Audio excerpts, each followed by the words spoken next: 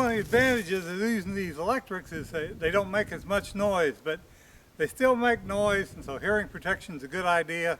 Always wear eye protection and bump cap to keep those falling branches from knocking you out. We're just going to take a few little cuts on the end here and get used to it. Now, Milwaukee says run it 30 seconds before you start cutting, and that's to lubricate the blade.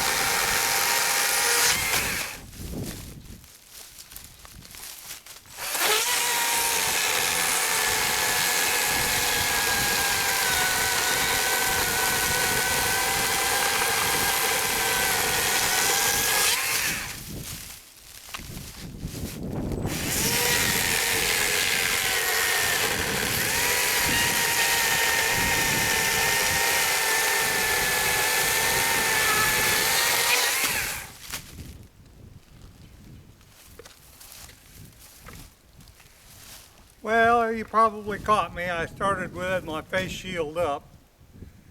And if you want to write a comment about that, that's fine, but don't expect me to take it to heart because I'm an old man and I just don't care. This saw seems to, if you put a little pressure on it, bogs down just a little bit. That saw a little bit heavier, a little bit noisier.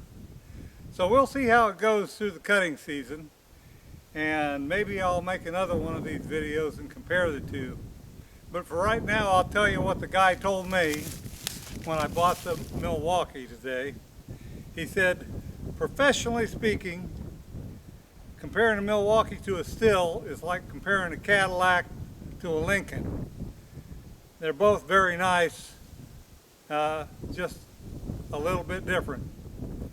But personally, he preferred the Stihl, and the reason that I would prefer the Stihl more than anything else is every other saw I have is Stihl. But all my cordless stuff is Milwaukee, so I'm twixt and tween there. Hope you enjoyed it. Talk to you a little bit later.